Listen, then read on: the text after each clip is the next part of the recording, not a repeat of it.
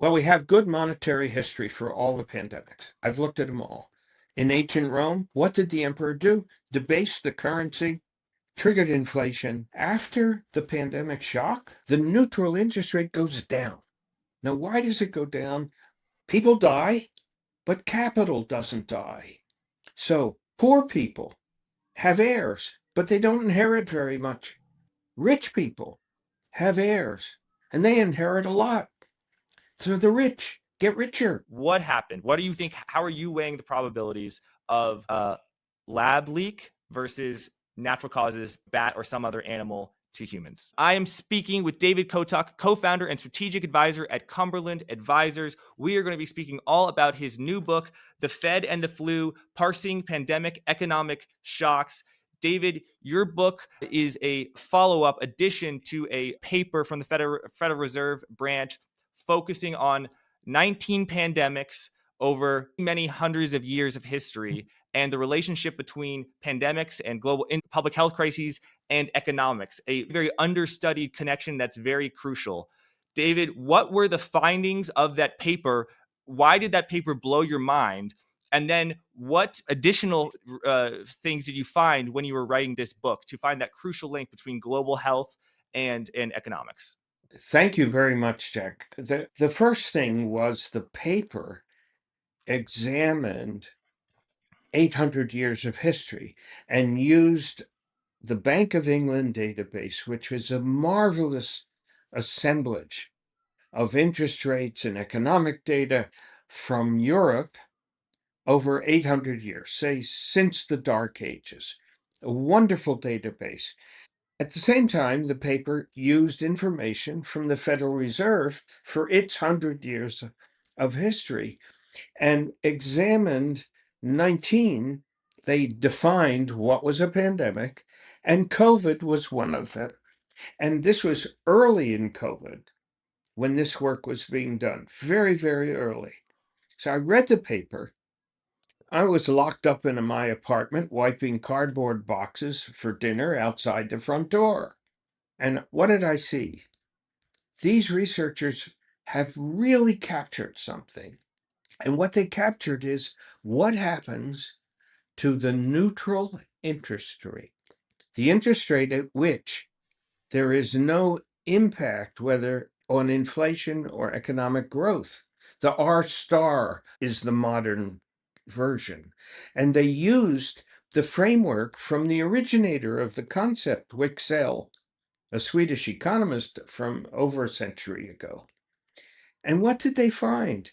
After the pandemic shock, in the medium term, and that's a definition that could be 3 or 4 years or 20, the neutral interest rate goes down.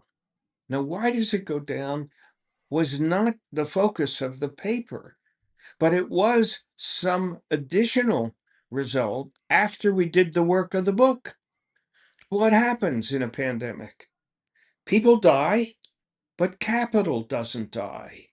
So poor people have heirs, but they don't inherit very much. Rich people have heirs, and they inherit a lot. So the rich get richer.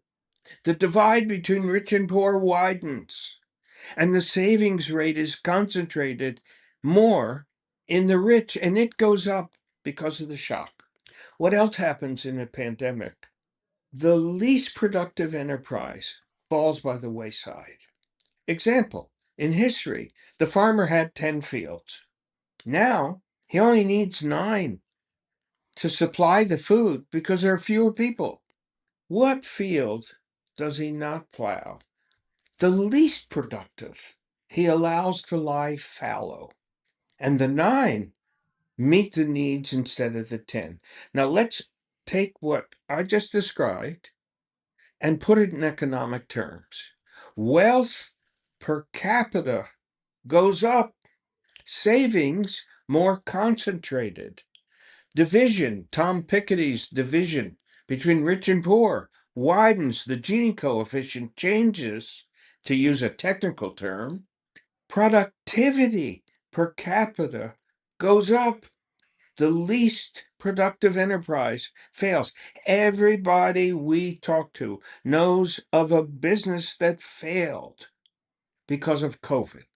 Everybody. Ask an audience. Raise your hand if one business, one entrepreneurial enterprise of any type that doesn't exist because of COVID. And every hand will go up. So you say, gee, if wealth per capita goes up with a concentration of savings that is more intense and a wider division between rich and poor, which is, by the way, what's been happening for 5 years. And if productivity per capita goes up, the neutral interest rate goes down. It must go down. Now, what happens when the neutral interest rate goes down? It fuels the innovation. In the old days, the innovation was in the means of war. You learned how to go from bow and arrow to launch a spear 18 feet long. Or you designed a catapult to throw a big mass of fire at the city-state wall because you wanted to knock the wall down.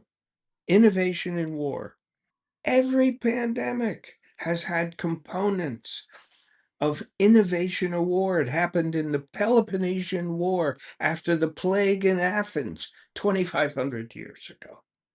What do we have today? Drones.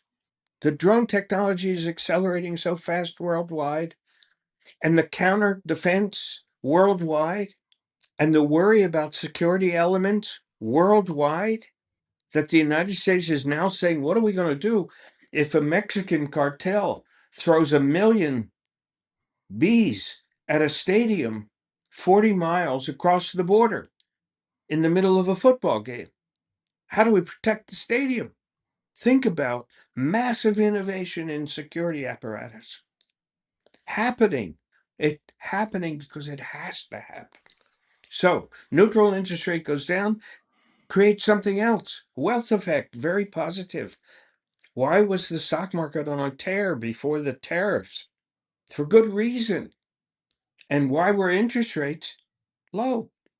And why did inflation subside? Jay Powell was right when he said it's transitory. People wrapped the word around his neck. But he was right because he knew the history of a neutral interest rate that would roll over and decline. David, I got The to bit, sorry.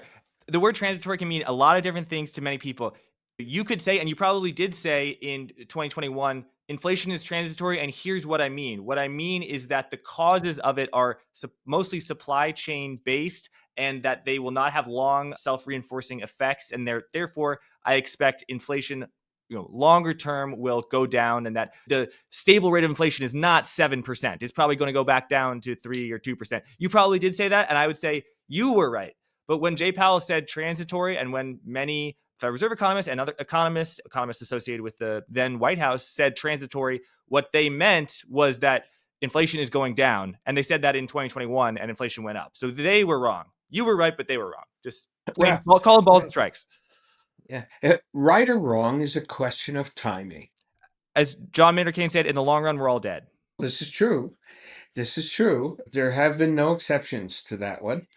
But if we think about a transition from a shock, the big shocks take longer and their trajectory is not clear at any given moment in time. I am a defender of the Federal Reserve. I think the Federal Reserve prevented a Great Depression. I think it was creative. It had to be.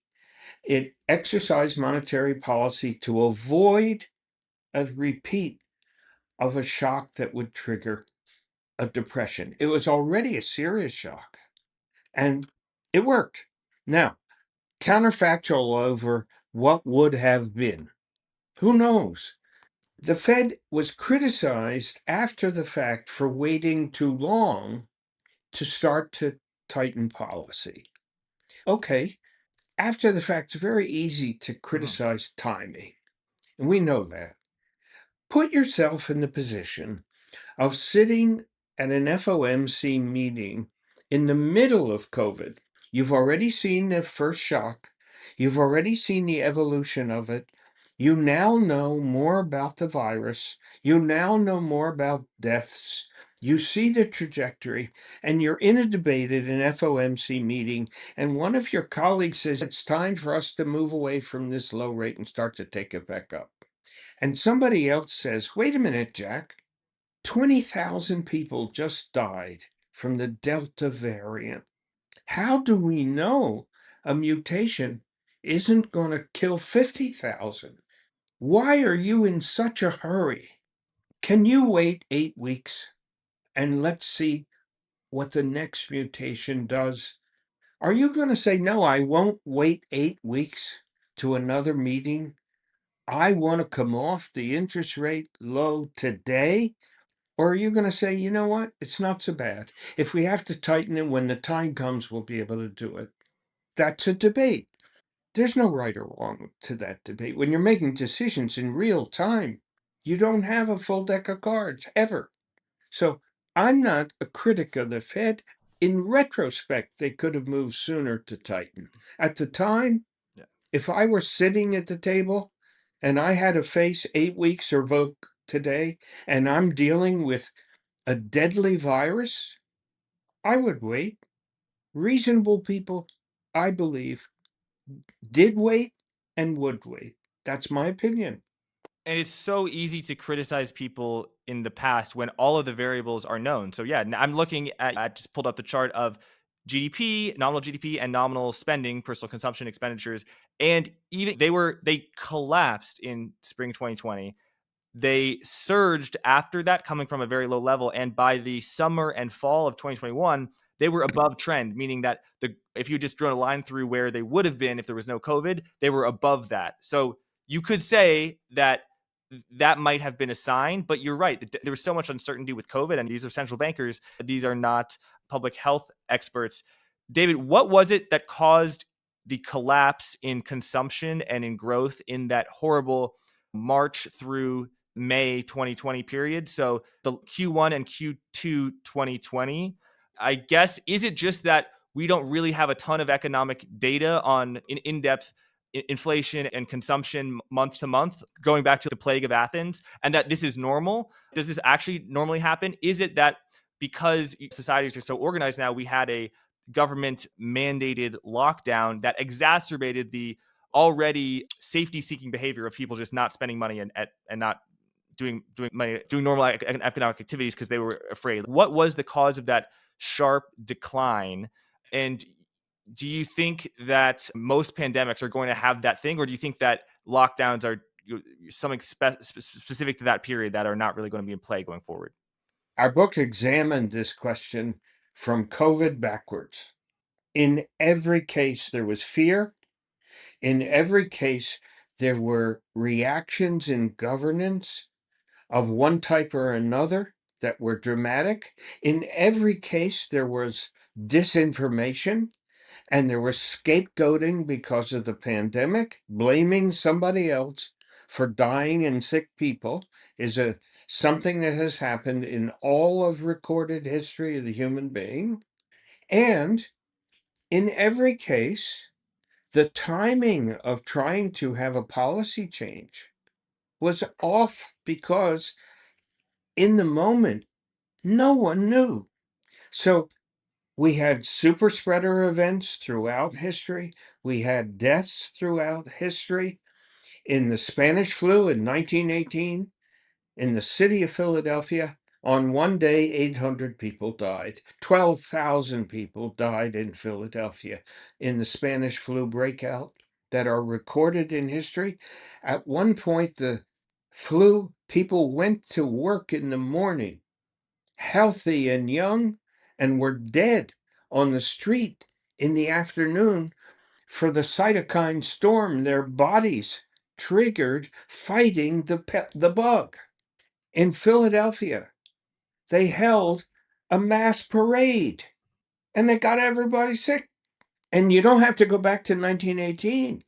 In the 1957 flu pandemic, the Boy Scout Jamboree was at Valley Forge, Pennsylvania. I was a Boy Scout at that time. I was working in a Boy Scout camp. I had a job as a counselor, and I was one of the ones who couldn't go to the jamboree. We had 30,000 Boy Scouts in Valley Forge, Pennsylvania in 1957, in the middle of a pandemic. What did they do? They got sick. They all went home. The whole country got sick a few months later. So behavior is a strange thing in human animal. In this pandemic, we had super spreader after super spreader. What were all the motorcycles in Sturgis? What were they doing? They were spreading a virus. What kind of disinformation? Crazy treatments. In Florida, we had somebody selling an injectable bleach. Go figure that out. Because the human being is this very, very strange animal, and we're not complete. We're learning slowly. And when it comes to an epidemic, a pandemic, or a plague, they don't happen every week. So they are a test of those who study history. And those who forget their history, as George Santayana wrote so poignantly in his poetry, are condemned to repeat it. Study history. Churchill said it. I believe in it. There's a lot to be learned. This book takes history, epidemics, pandemics, and plagues from the time when you blamed Apollo for 20,000 people dead. Wasn't Apollo's fault. And then you prayed to Apollo and you got relief and you built a monument to him, a statue, and then he forgave everybody and the plague stopped. That happened. Now, whether Apollo did it or not, I don't know, Jack. I wasn't there at the time. Neither was I. David, what do you make of the different government responses to COVID?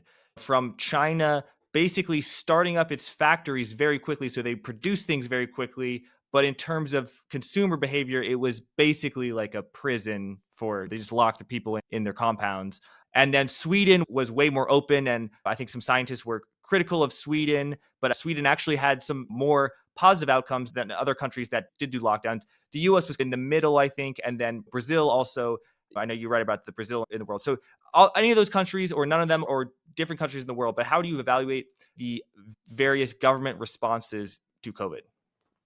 One metric is to look at deaths per capita. Now, that's a hard number. You know how many people there are, how many were dead, how many are COVID deaths or attributable to COVID because they're an excess death because of the demographic trajectory. That's a metric. Is it the best one? I don't know. We looked at that. Look at the behavior of two places, Taiwan and the United States. The deaths per capita in Taiwan, right next door to China, so much lower than America. What did Taiwan do? First, they were on alert for the disease, number one. The minute on December 30th that there was that speck of evidence released by China about the virus, Taiwan closed their airports to Chinese flights.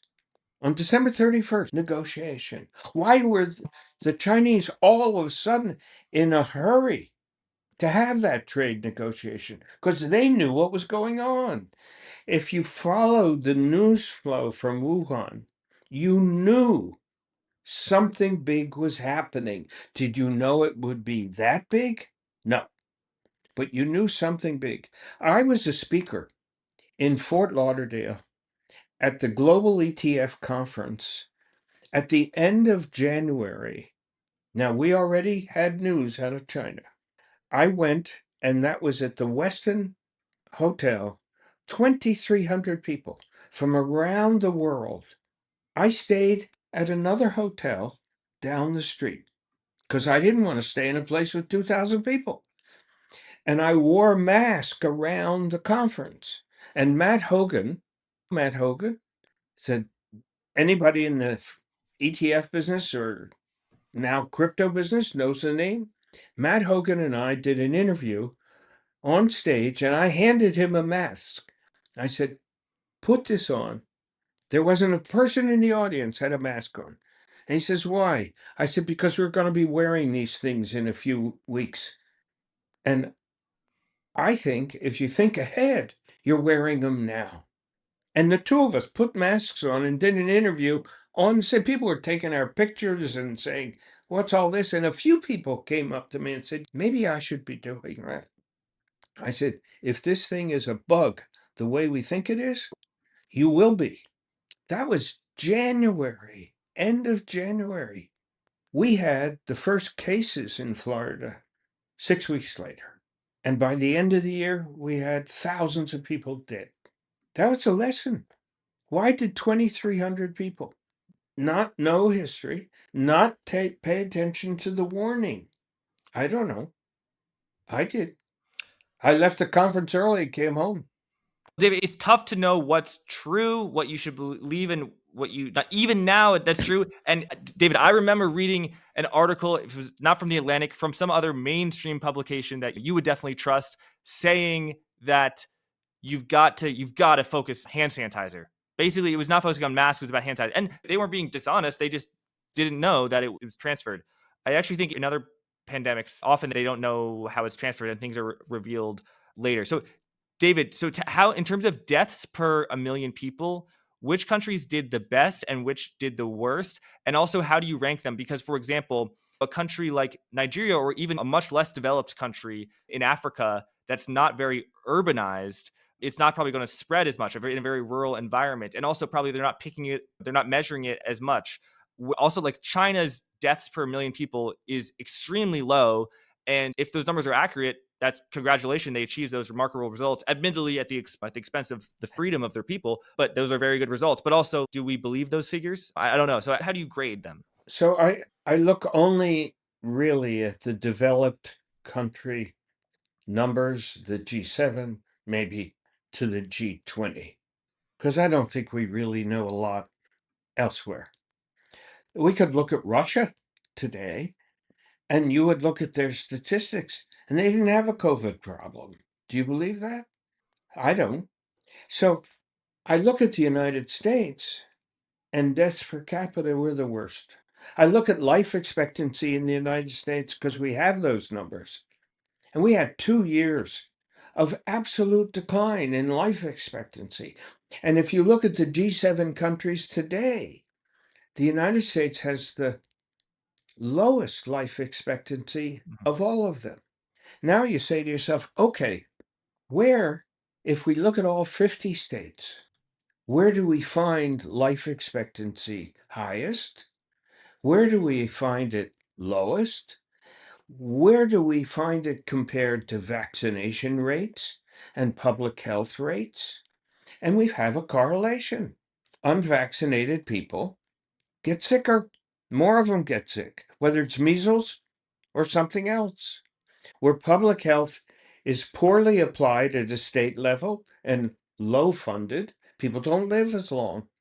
You want the greatest life expectancy, live in Hawaii. They respect this. You want to have low life expectancy.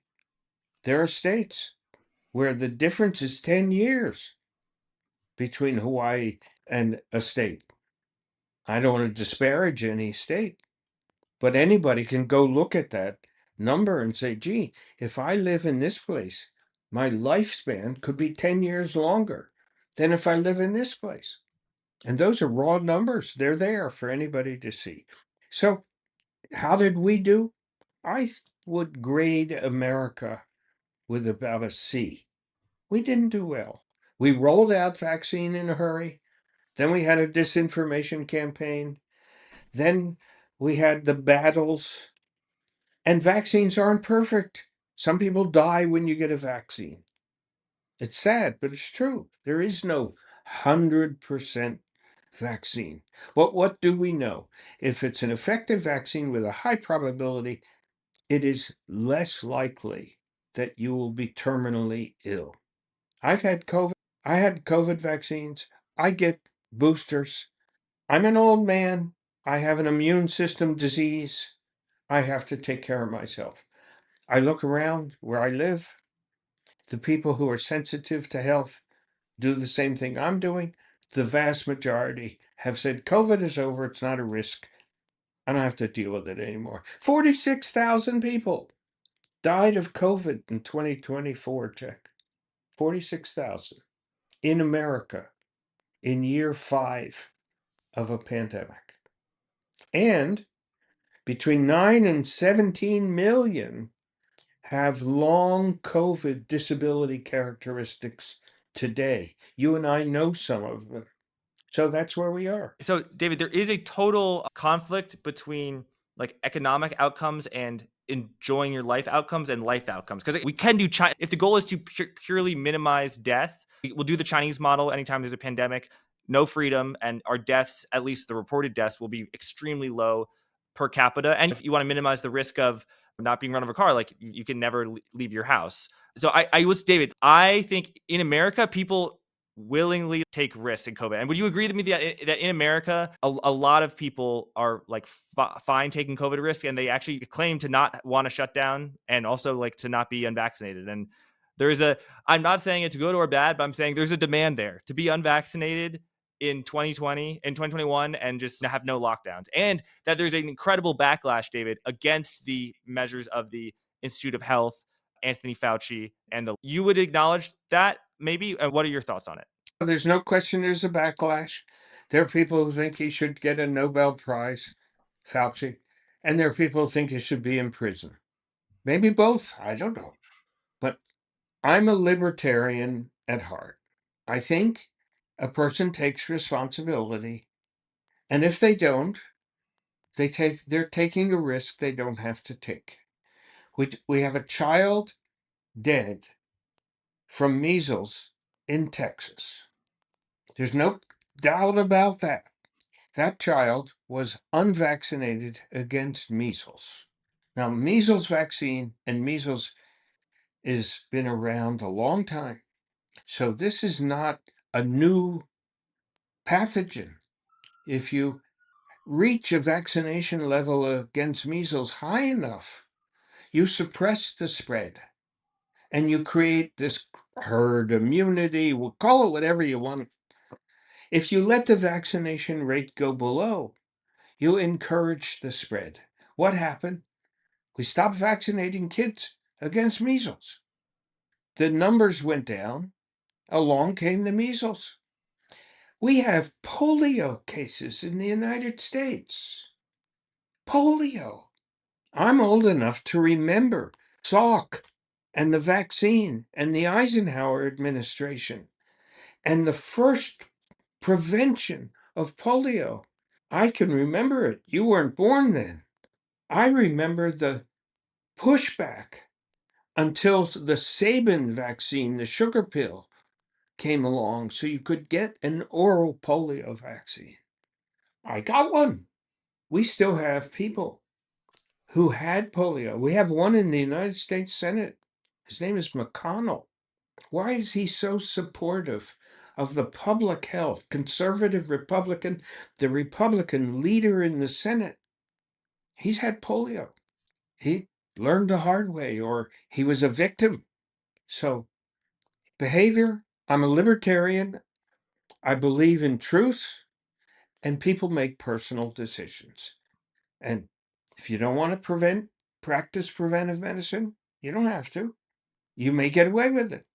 For me, preventive medicine has been something that I've respected since I was a lieutenant in the United States Army in the 1960s. And by coincidence, in the book, by the way, this history, I put it in the book. Why am I interested in the subject? Because in the 60s, I was assigned to a preventive medicine unit. That was my first assignment in the U.S. Army. And before that, I didn't know a thing about it. And here's all these officers outranking me, and they're ologists, epidemiologists, you name them, entomologists, and their responsibility was for an entire theater in war. I remember a meeting, a two-star general sat at that meeting and said, "You guys are more important than the artillery and the infantry." And we looked at him, and he said, "Disease has killed more soldiers than bullets in the history of war." And he's right. So, do we respect? Don't we? Do we practice preventive medicine? Don't we? Do we wash our hands? Don't we? Do we brush our teeth? Don't we? And we pay a price if we don't. That's the way the world works. If you don't want to, it's your choice. If I want to protect myself and I know that you don't want to protect yourself and I associate with you, that's my choice.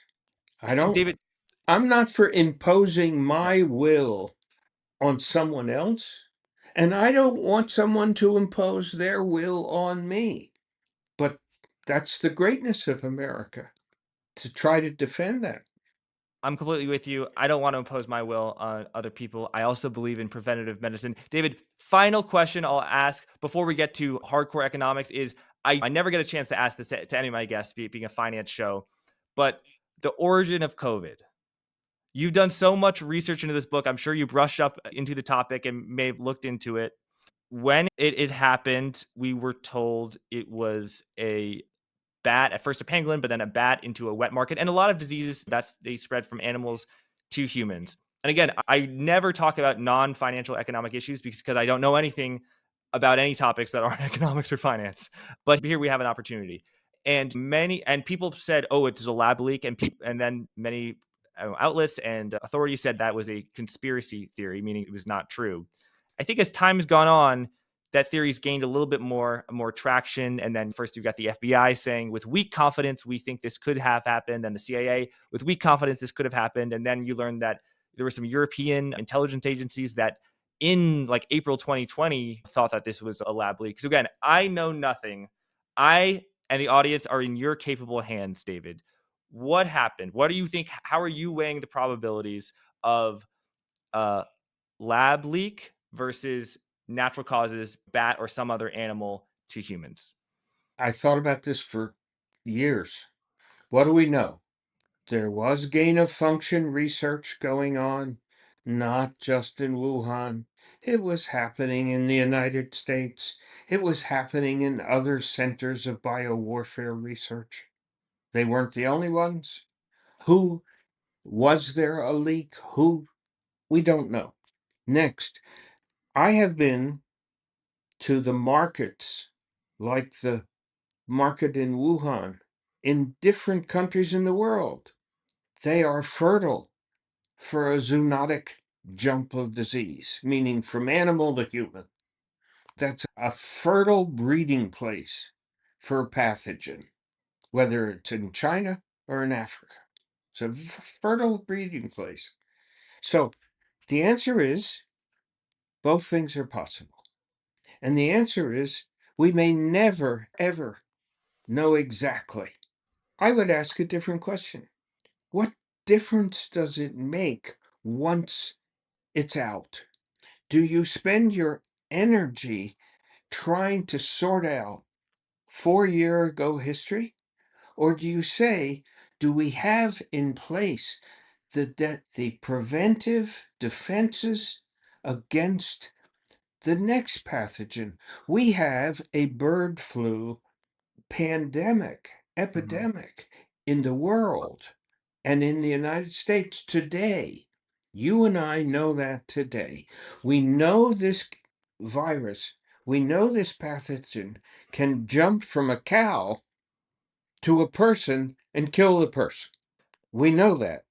So we know it's respiratory, upper respiratory transmissible, and it's zoonotic. What we don't know is will there be a mutation tomorrow so that it can jump from you to me directly and not need an animal as an intermediary? And it'll be upper respiratory, or it'll be of a version David, I where it gotta can stop you there. have So, spread. David, I think it does. So I can't. I see your point that what does it matter? Let's focus on solving the issue, regardless of who is at fault. If it's a bat or if it's a lab leak that could have been funded with American money and stuff, which I think what was.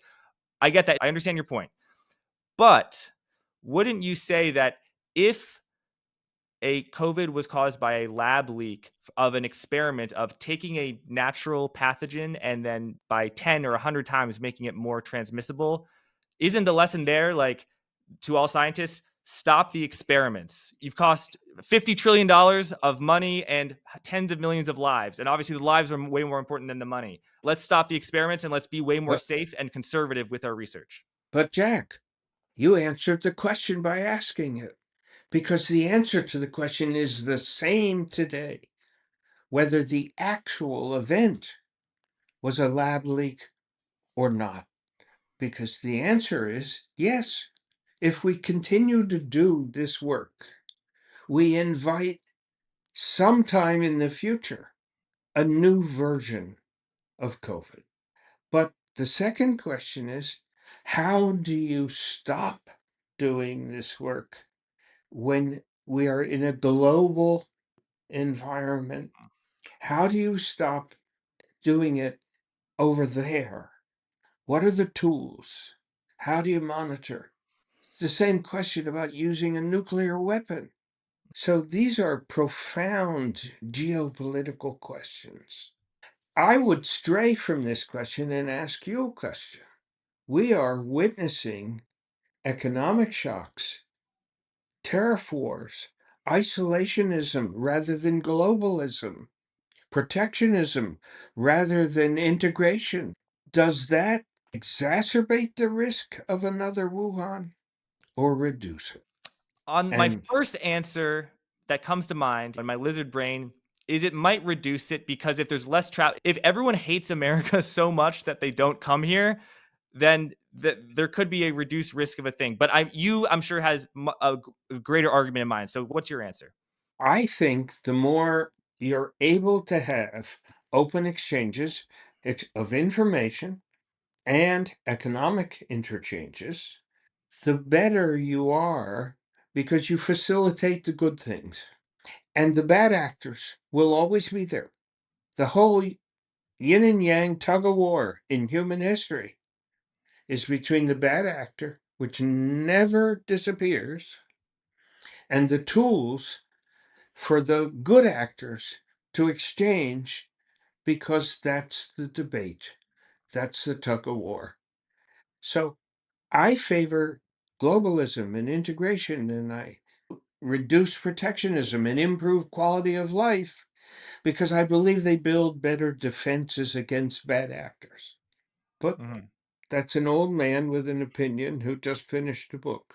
I appreciate you sharing it, David. Turning to the economics, just how so many examples in the book, particularly at the end when an analyst you really goes through these charts, just how drastically shaped COVID is in our economy.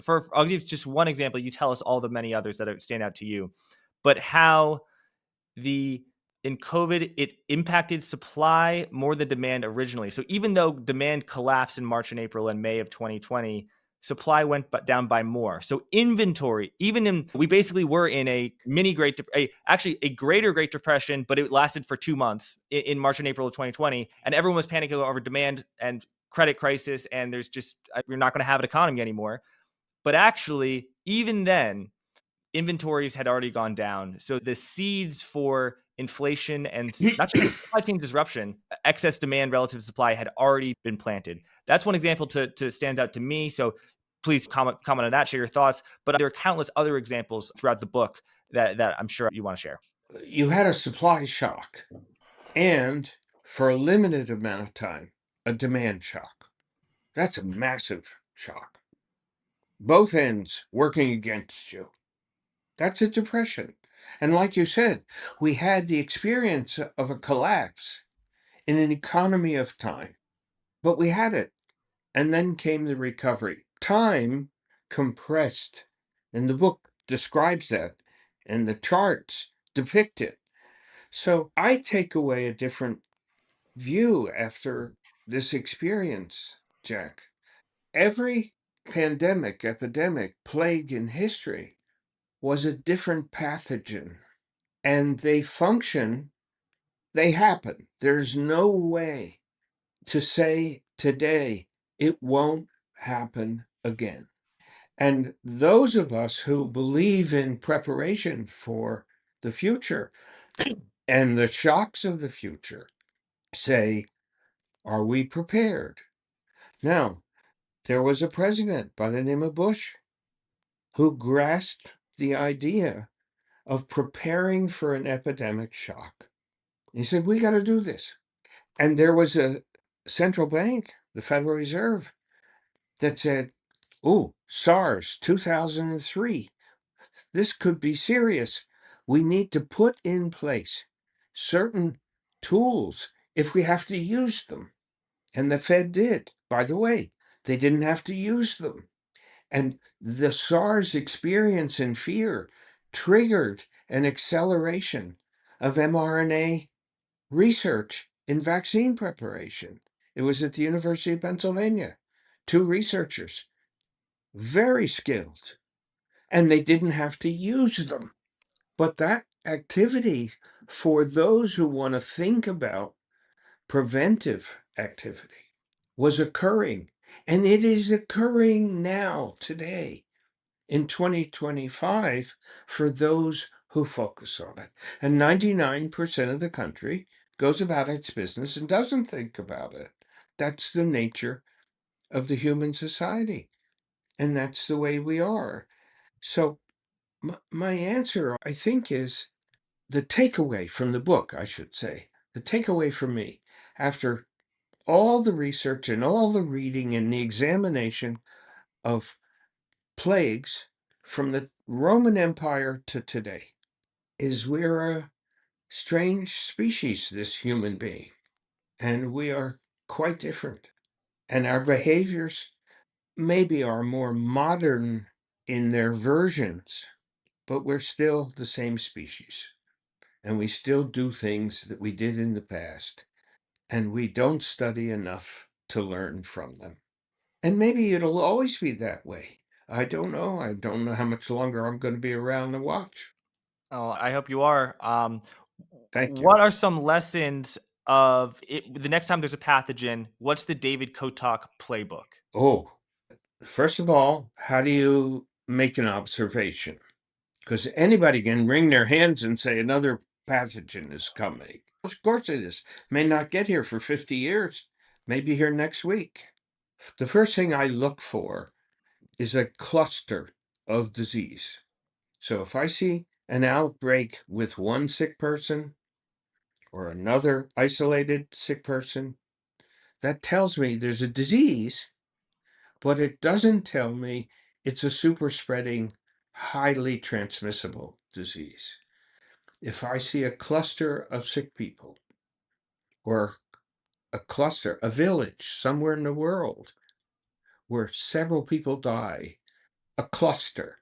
The cluster is the warning for high transmissibility among human beings and between human beings. You see the same thing with bird flu. When you see wild birds transmit and an entire flock in a poultry farm is dead, that's a cluster, but it's in the animal kingdom. Whether it's cattle or birds doesn't make a difference. Concept's the same. So for the people defense, for me, the metric is a cluster. If I see one cluster, I need to take action, defensive action, and I have to believe it and hope I don't need to do it. That's the preparation. In 2003, 4, with the Global Interdependence Center, I was program chair at the time. We did a conference at the Lauder Center in the University of Pennsylvania on SARS.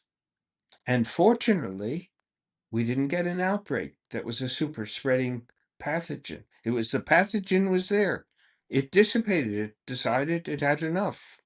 We did the same thing with bird flu with the Philadelphia College of Physicians. We had a worldwide conference. We had how do you prepare? I remember Intel was one of our presentations, and the Intel master plan of what we're inventorying and what we're doing and how we're preparing if there's a disease outbreak was a presentation coming from Intel. It was very credible, by the way, and very thorough. They thought it through. I remember coming back here. I have a little company called Cumberland Advisors, and we got a couple dozen people. And I come back and I buy cases of masks, N95 masks, and the types of things you would do to defend yourself. Those masks moved to Florida when the company moved from New Jersey to Florida and sat in closets. When COVID broke out and there were no masks, we donated N95 masks to the local hospital when there were no supplies. to help protect the nurses and healthcare professionals. And those inventory of those masks originated from the preparation conference. Wow. In 2003. Yeah.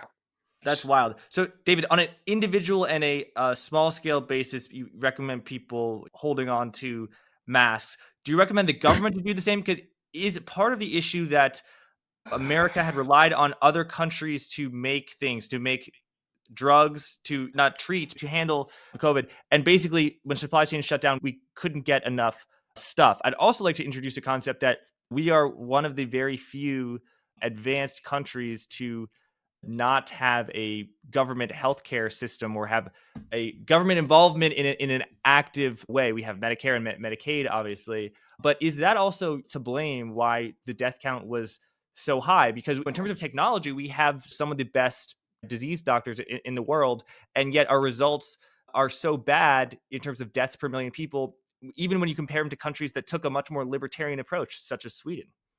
Is our healthcare system really messed up? Is my question. I think our healthcare system is so fragmented. Look at the story of Charity Dean, the California story. Public health officer has extraordinary powers, implements them as chaos in California. That's a worthwhile story to read. We are fragmented public health, and we are now going through a massive change in public health where the federal government is essentially going out of the business and saying, we're going to give this to 50 different states. Oh, we should be, my opinion, we're going in the wrong direction. And what we know is the disease doesn't know where the border is between Georgia and Florida, doesn't pay any attention. So that's where we are functionally. I don't like to use the word should. You know that, Jack. I don't like to tell somebody else what to do. But I would say we are warned, and whether we heed warnings or not is up to each of us. And to the extent we can do it collectively using government or a 501c3, health oriented philanthropic enterprise, to the extent we can do that, we're better off because our collective power and strength is better than individuals. But that's the nature of our system. David, what are the economic consequences of COVID that we are still living with right now? Okay. Yeah. That, that's a great question. There's still a few deaths, but that's declining. We have the longer term disability issue of long COVID, and that is serious, and it affects our workforce, it affects our quality of life.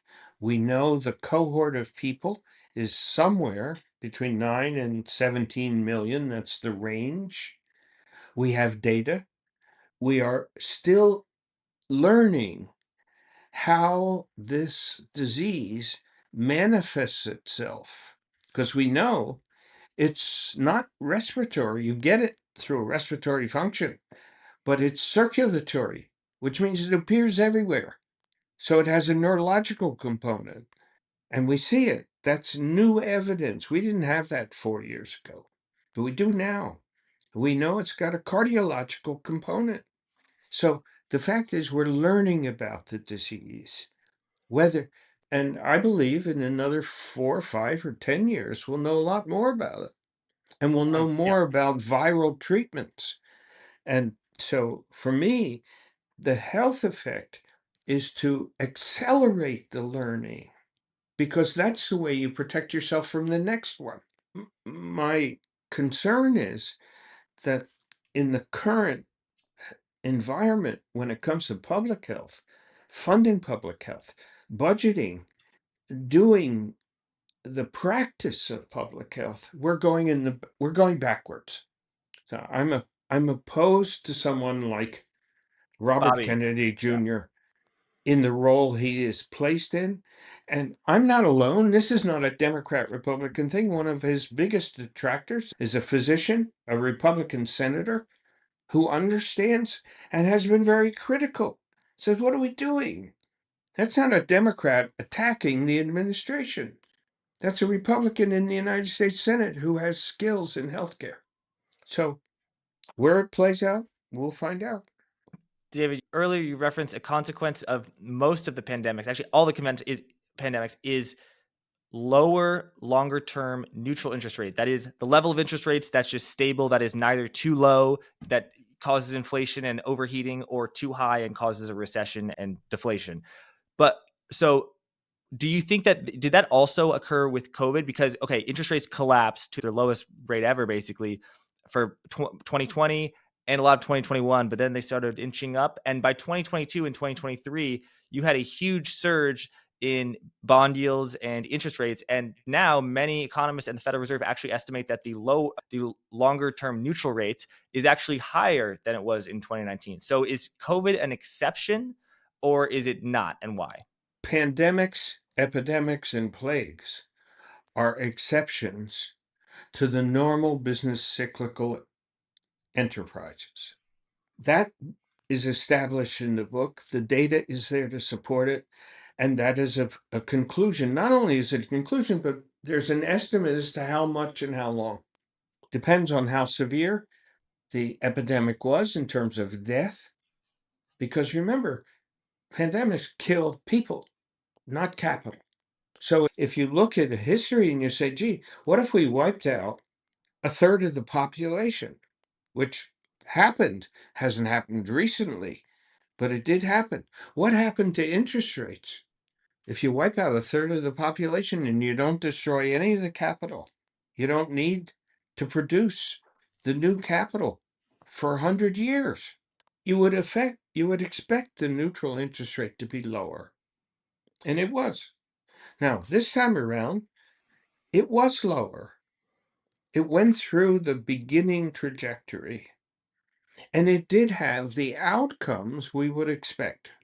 And we saw them.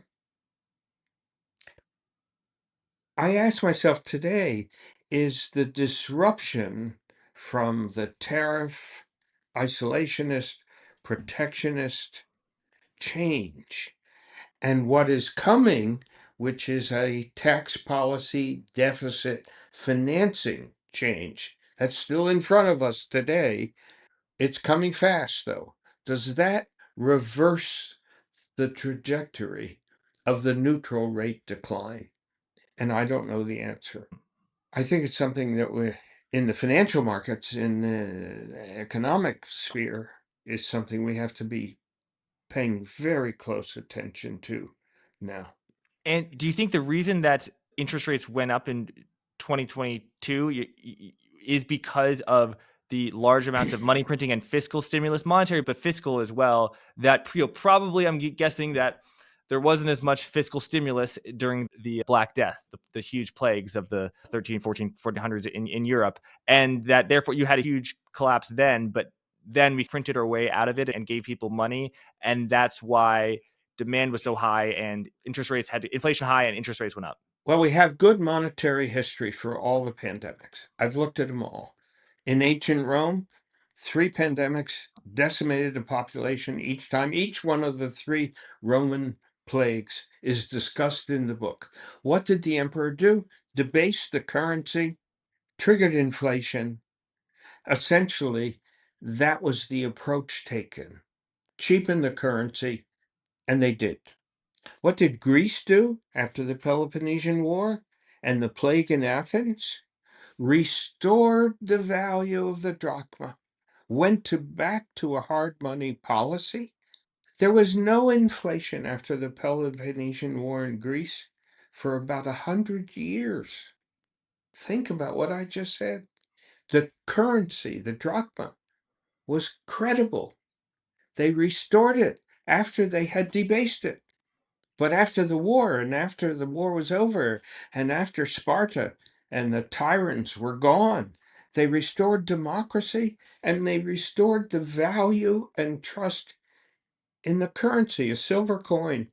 And they said it's going to weigh the same no matter when, where. We're not going to put some cheaper metal in it. And the Greek drachma, after the Peloponnesian War, Jack, was accepted throughout the Mediterranean for several hundred years. If you really want a history of a world reserve currency, look at the drachma after the Peloponnesian War.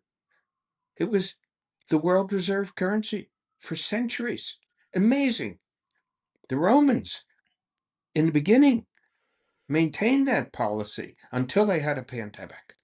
Once they had a plague and it hit them, the emperor liked to put his picture on the coin and cheapen the monetary value and determined by law you have to use this coin. Otherwise, I'll cut off your head. And that's what happened. So we have lots of monetary history throughout. It's all in the book and discussed. The use of the deficit spending, the fiscal response, was hard to do in antiquity.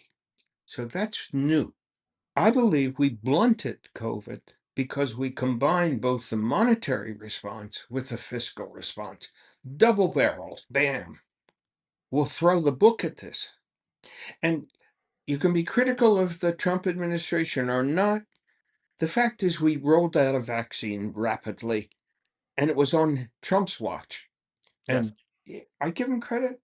You give the general the credit for winning the battle, whether he fought it or not, and you give the general the criticism for losing the battle, whether he lost it or not. Yeah, I also give Trump credit.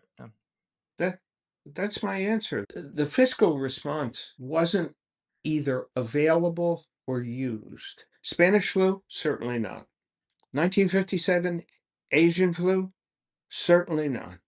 68, Hong Kong flu, we're in the middle of fighting a war in Asia. There was a huge fiscal operation anyway.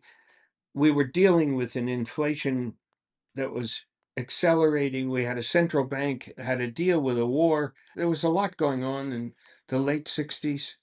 And that was the last time until COVID that we had to deal with the question. 57 is instructive. It's not examined very much in history. We were surprised, by the way, to find that. We examined it. Federal Reserve ignored the Asian flu. William McChesney Martin was the chairman of the Fed. He was a hard money banker. Our job is to keep the banks sound and keep inflation down. Here's the 57 flu. It's a pandemic worldwide. Martin and the Fed don't even mention it in the minutes. They worry about the health of Eisenhower and say the stock market and the slowdown and sentiment is eroding. Maybe they're worried about the health of the president because he had a heart attack. Hello? You got people sick and dying around the country. No wonder you have a business slowdown and a stock market going down. So 57 is an instruction of too narrow a response. You learn from 57. The Fed learned, by the way, they've looked at all this. The Fed started to do serious research about this as an economic shock in the 1990s. The papers, some of them are in the book. So the central banks around the world have caught on to the fact that a disease can be a severe economic shock, and you need tools, and governments need tools to deal with it. That's relatively new in human history, to have both the fiscal and the monetary applied to confront disease. A lot of the tools were just invented from whole cloth. David, a lot to think about. The book is The Fed and the Flu: Passing Pandemic Economic Shocks. People have got to buy this book. It is a fascinating read. So much interesting information. You talked about 1957. No one really talks about that. Definitely in economics. No one really. The Federal Reserve at the time didn't even talk about it. So people got to check that out. David, my final question for you. We're doing a little smoke and mirrors with our audience. We had one conversation on Friday, April 4th, the first part of which will be released as a shortly after April 4th, talking about tariffs with the market going down close to 10% in 2 days. Pretty crazy stuff. I want to ask my final question about trade, because for the second part of the conversation is much more evergreen. You said, for my entire life, I'm not old enough for Smoot Hawley. Everyone knows you're not that old. But going back even further, the golden age of tariffs in the 1870s through the mid 1900s, and particularly one of Donald Trump's idols, President McKinley, who did the McKinley tariff and then several tariffs later when he was president. What were the consequences of that? And also, do we have any historical parallel of going from tariffs of basically 2% to tariffs of 30% in a few days because everyone thinks, oh, McKinley was Mr. Tariff, but he basically raised tariffs from, I'm making numbers up, 35% to 38%. It was not that big. Tariffs really started for real. Like the American tariff policy started during the Civil War, and then after the Civil War, that became America's policy. So that was really the change. And I don't know what the stock market did in 1866. I'm struggling for analogs. David, so not just your entire life, but going back to your study of history. I know you're a very man focused on history. Any lessons or analogies you can draw to the current moment with regards to trade and their economic impacts? I don't recall in history a tariff shock the size of Liberation Day shock. The Trump tariff shock, as announced, has no precedent in history. We went from way down here to higher than Smoot-Hawley in a straight line, literally in days. So that's a unique shock in history. Now, we have to see how it plays out. Is it sustainable? Will it be muted? Will there be negotiations? That remains to be seen. Tariffs have been around for centuries. They were the means of raising revenue to support a government before income taxes. Income taxes and taxation, which allowed a more sustainable, predictable revenue, supported the victors. In the US Civil War, relied on tariffs for revenue. The Union said, wait a minute, to win the war, we have to finance it. To finance the war, we need a better source of income. So the substitution of a tariff mechanism for some other form of taxation is to go from a more predictable revenue stream to a less predictable revenue stream. And that is a danger in financing governments of any type anywhere. We'll see where this one goes. History. After the Peloponnesian War in Athens, you had a port. Athens won. They were the dominant naval power. They had to finance themselves. What did the Greeks do? They imposed a 2% tariff in the port of Athens on everything coming in and on everything going out. 2% in, 2% out. Why did they do that? First of all, 2% is a small number, but its impact for the revenue stream for the budget of Greece was large. Number two, they were the winner in the war, so they were the only game in town. You couldn't go to the port next door. And so the 2% tariff was sustainable by Greece as a revenue stream, and it restored the treasury. And they, as I said earlier, they had confidence in the currency and they kept the value of the currency. So you could say, gee, if we'd have had a 2% tariff worldwide, what would we have done? We would have essentially imposed a sales tax of 2% on tradable goods. And whoever was imposing the tax would collect it. Whoever was paying it would paying it. No one who paid it would like it, but the governments would be able to do that. That's different than a hike from 20%. So I mean, US has 2% tariffs now. yeah. And what if do we care at 2%? No. And if 2 went to 3, academics would write papers. But the fact is, around our daily life, do we care?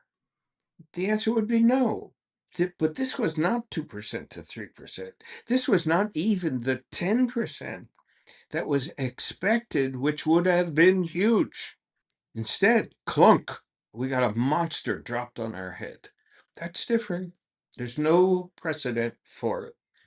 Truly unprecedented. Yeah. And tariffs on China will, if they, what was announced on Liberation Day, go into effect, be 54%. Incredible number. Yeah, really. David, thank you so much. Again, people can find you on Twitter at David Kotok, GIC. There is a newsletter I'm now writing called the Kotok Report, And anybody who wants to read it is welcome. And if they don't like it, they're welcome to take themselves off the list. I don't get offended. I don't want to annoy anybody. But it's a newsletter that I am now writing independently. So I have a little more freedom to offend people or instigate debate. That's really good. We'll link that in the description. David, thanks again. Thank you, everyone, for watching. People can find us on Apple Podcasts, Spotify, and YouTube. Please remember to like and subscribe. Thanks again. Until next time. Thank you. Just close the door.